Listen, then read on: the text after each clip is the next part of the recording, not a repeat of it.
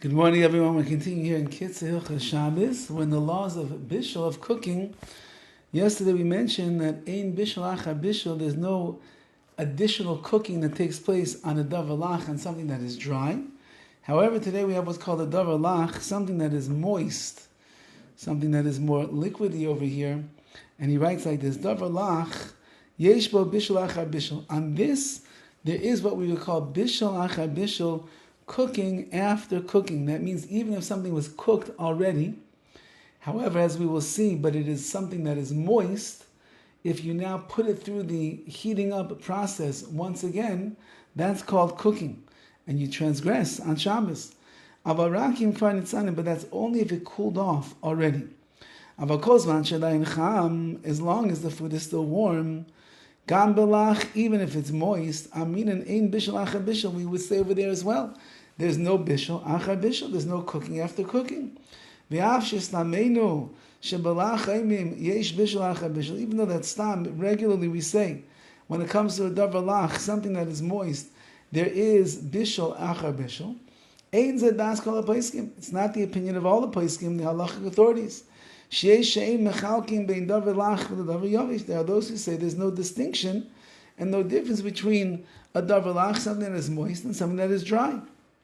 And just like dried food, there is ein bishul achar bishul, there's no cooking that takes place afterwards, so too over here. But those that argue hold, that which is moist is different than the thing that is dry. When it comes to something that is moist, part of the reason that I am heating it up is that I want it to be warm. Therefore, if it already became cold, the original cooking that was taking place is no longer there. It's batal, it's nullified. And therefore, if I now take this davar lach, this thing that is moist, piece of chicken or something like that, let's say, and I want to heat it up again, nases meleches bishul, that's called cooking, and that would be an issue on Shabbos. However, since there are many of the poskim from the Rishonim, the earlier commentaries, that are mekel, that are lenient over here on a davar lach and say there's ein bishul achar bishul, if we can find another leniency to like combine with this, those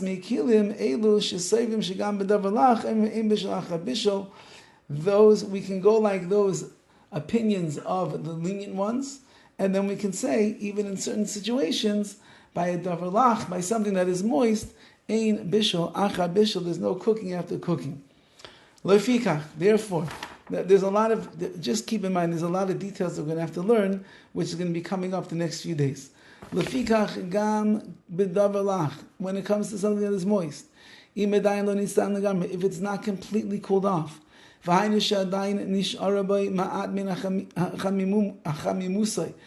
of the warmth and the heat that's in it remains. You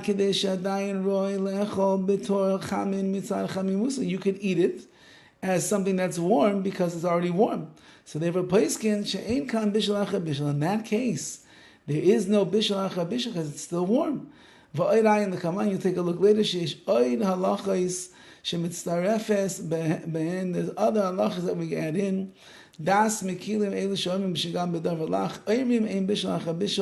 We'll see as we go through this, says the KITZUR, that there's many different cases that we're going to find where, as a result of having leniencies in the halacha, we could make a situation, even if it's a davar lach, even if it's something that is moist, we can put in the category of ein bishul, achar bishul. There's no cooking after there is cooking. Okay, we're going to continue Bez Hashem. We're going to begin to define what is considered davar lach. We have to define what things are baked and what things are roasted, what things are fried, what are cooked in oil, so on and so forth. All of this is coming up next week Bez Hashem. Have a wonderful Shabbos.